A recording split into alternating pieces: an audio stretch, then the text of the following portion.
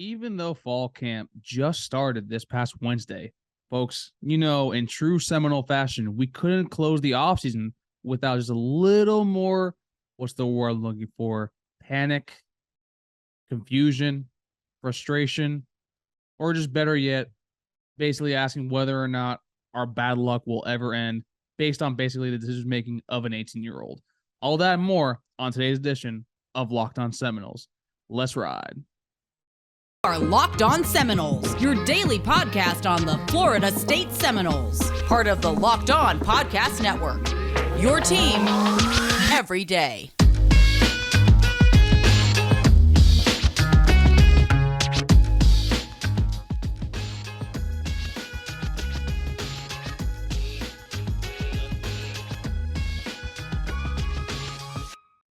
Good morning, good afternoon, and good evening, and welcome back to another edition of Locked On Seminoles. What's up, everybody? It's your boy Drake here, and today I'm going to keep it short, sweet, and to the point because, one, it's the weekend, and also we have a lot of great things in store for y'all, the listener, actually, for as we head into in-season for us here at the Locked On Network to prepare for the 2022 Florida State Seminoles football season. But, folks, before we get into that, we want to thank you all so much for all the love and support and basically making us your first listen each and every single day.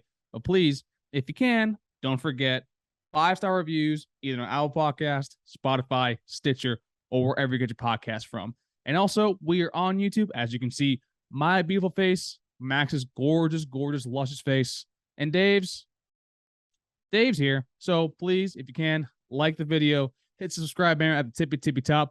Ding the little bell so you know when new content drops because it always helps. And leave a comment below because Mandatory Mailbag Mondays this coming Monday will be back in full effect. Now, like I said, keep it short, sweet, and to the point. I'm going to first address the Brock Glenn situation that basically had all of FSU Twitter erupting for the better part of what feels like an eternity, but it's only been basically a day and a half. Now, Brock Glenn, for those of you that don't know, is a 3-star, 4-star quarterback, depending on which site you look at, who is basically from the Memphis area. Now, that's important because he was in the Elite 11 Invitational as one Chris Parson, the former FSU QB commit, who decommitted, I want to say, about 2 to 3 weeks ago, but we all were of the camp that the moment that Brock Glenn had visited, that Chris Parson would not end up being a part of the 2023 class. Now, Brock Glenn got an offer. Brock Glenn, after the offer, officially visited Florida State. And all signs actually point to him basically being the one to replace actually Chris Parson, very similar to how AJ Duffy visited Florida State, Nico Marchio decommitted, and then AJ Duffy came in. Or regardless, basically we might have been at the same time, but folks, if you guys can correct me, put it down in the comments below. However, after last night, several, crystal balls from 247 insiders dropped basically saying that Brock Glenn is on his way most likely to Ohio State. And, in true FSU Twitter fashion, which is why we love y'all, but, I want to take a little step back and basically evaluate your surroundings and understand where you are actually in college football right now. Basically, is saying this is all Saf's fault.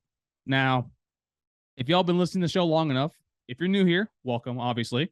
But if you guys have been here for long enough, you know that I am not particularly fond of this coaching staff. I've probably been the most critical out of myself, Max, and Dave on here. That being said, I want each one of you to ask yourself a simple question.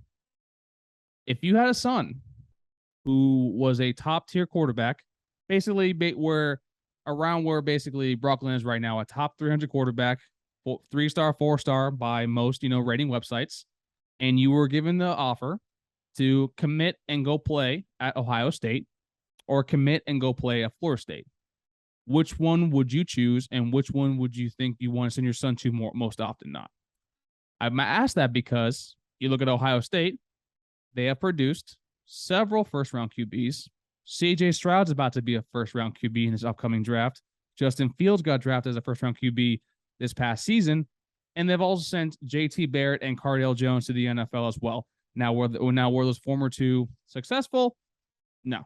Is Justin Fields going to be successful at the Bears? With the receiving core, I don't think so. Sorry, Phil, from 1 Foot Down, when you're listening, but I digress. They have been able to put top tier talent in the NFL when it comes to the QB position. Florida State, the last QB that was here and went to the NFL to have a decent professional career is Jameis Winston. And he left in 2015. That's almost 7 years ago. Since then, we've had Sean McGuire, Everett Golson, DeAndre Francois, James Blackman, and Jordan Travis. Now, I don't know what Jordan Travis, he could go to the NFL. He could actually, he could be drafted. He might not be. In my personal opinion, I think if he has a good enough season this year, he will test the waters. And I wouldn't pick him up per se as a QB position. But hey, most GMs, there's a reason why the turnover is so high in that league. But the fact of the matter is the better position right now is Ohio State. Ohio State is right now in a different galaxy, in a different level, a different tier than you in college football. Now, when it comes to QB recruiting, that's where I think you can have more of a legitimate gripe with the staff, whether it be not taking a transfer QB after last season was over, or also communicating Jordan that we need to grab another QB to basically not only compete with you, but also to basically and back up, as it's seen with history-wise, you haven't been able to finish a full season. And then also with Chris Parson, I think the staff, in my personal opinion, they probably told Chris that, hey, we want to get 2 QBs in this class. And you know what? That was probably fine. That was probably true. It's just we did not hear anything about going after a second QB at all until Dante Moore. Dante Moore showed up actually at FSU, not visiting them, but taking a visit with his high school team, and that's what set Chris Parson off. So to me, if you want to lay blame on the staff, basically with QB recruiting when it comes to high schoolers, I think that's fair. With the Brock Glenn situation, to me, that's more of a basically Ohio State is right now in a different weight class than you. And I don't think it's really, you shouldn't get, in my personal opinion anyways, you should never get too much in your feelings over the decisions of an 18-year-old. But come on, guys. It's Ohio State, and Ohio State right now and FSU right now. You need to take a step back and legitimately ask yourself, which decision would you make, or which decision do you think most kids would make? Because right now, we're not even the same playing field as them, as I said before. But high school recruiting QBs, it doesn't look good. So hopefully Mike Norvell, I know he has 2 kids coming in this weekend actually overall when it comes to recruiting, which then leads me to basically the Seminole Showcase recruiting this weekend. Primarily, we have one Hykeem Williams, the 5-star wide receiver from South Florida, Fort Lauderdale. He is from Stranahan High School, 6'3", 200 pounds. And he's here. He's visiting. He's having a good time hanging out with Dugans. And I think that just shows that FSU actually has a seat at the table when it comes to recruiting Hykeem Williams. And FSU, we haven't been able to fully recruit a kid of his caliber at the wideout spot. I know someone's going to mention down below Destin Hill, but until I see Destin Hill like on the field or anywhere at all, to me, he's basically the equivalent of a unicorn. But Hykeem Williams is definitely the elite threat that not only will show basically if we win 7 games, this kid will come here because the offense will be better, be able to actually have a sustainable supplemental passing attack with Jordan at the helm. And then also will show other wide receivers that they want to come here, and also potentially any other high school QBs that may want to come here, not only for next season, for next class for 2023, but also solidify Luke Kromenhoek in the 2024 class.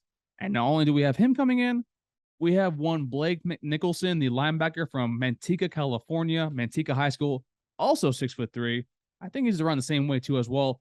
Kid plays linebacker. Our depth of the position after this year actually does worry me quite a bit, primarily because Tatum Bethune, he will leave after this year. Kalen DeLoach, I think if he has another solid, great year, that he can probably go to the NFL with kind of film that he has.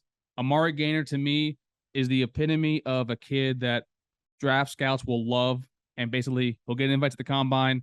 He'll test out well, whether it be in the 40, whether it be basically the cone drill and all the sort of thing, measurables testing out, and he will get drafted based purely on talent and projections. Look at Janarius Robinson and look at Joshua Kando.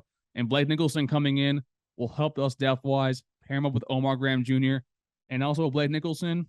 I mean, to me, you look at Clemson's defense. What part of their defense was always a kind of a solid fact besides the defensive line? You look at basically a leader of the linebacking core, whether it had been a Ben Boulware or James Skalski. To me, he fits the James Skalski route, and James Skalski was a pretty damn good player for Clemson, if you ask me. I'm projecting that most likely we will be seeing a Blake Nichelson commitment overall. And that is honestly going to be huge because, quite frankly, one of the things that we were worried about is the linebacker recruiting under Randy Shannon. Now, we hope that when he transitioned from the off-field role to the linebacking role / Cody C role when Chris Marv had left for the defensive coordinator spot over at Virginia Tech, that he would open up doors in South Florida and basically be able to show his relationships. Folks, there's nothing wrong with your sound. There's nothing wrong with it, whether it be your radio, whether it be your iPod, whether it be a computer. That was just me simply waiting on seeing and waiting on hearing any doors opening because, quite frankly, Randy Shannon on the recruiting trail hasn't produced much since his hiring. But landing a Blake Nichelson, as I said before, pairing him up with a DeMarco Ward, pairing him up with Omar Graham basically a year later, that will be huge for this defense. And there are more kids actually at the Seminole Showcase event, but we will discuss that more this coming week, actually, for Locked On Seminoles, because, folks, just as fall camp is kicking off for the team, fall camp is kicking off for us because starting back up on August 1st, we are heading back to 5 days a week, Monday through Friday, daily shows covering your favorite Florida State Seminole sports teams because, quite frankly, we love to do this each and every single day. It still kind of is wild to myself, Max, and Dave that we get money in return for covering something that we love and a team and sports programs that we love. And also the fact that you, the listener, are listening to it.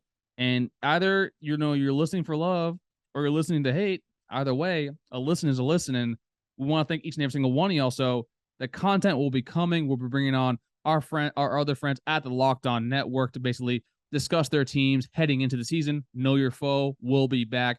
And we'll bring back some other old friends if you catch my drift. Because trust me, folks, it's going to be a fun time. This 2022 season, I think we will finally know what we have with this staff, with this team, with this coach. And quite frankly, this might be the most excited. This is the most excited I've been for a Florida State team in quite some time. Pre-swag surfing probably. But that's enough for today. Told you it'll be short, sweet, and to the point. Please, if you can, don't forget 5-star reviews, either on Apple Podcast, Spotify, Stitcher, or wherever you get your podcast from. And also, hit us up on YouTube. Like this video at the bottom. Hit the subscribe banner at the tippy top so you know when new content drops all the time. But ding the little bell if you want to be the first one to know out of all your friends when we drop new stuff. And comment below because mandatory Mailbag Mondays will be back this coming Monday. And I think that's all I got to say. Dave, Max, I miss y'all. And folks, we will see y'all next time on Locked On Seminoles. Take care, everybody.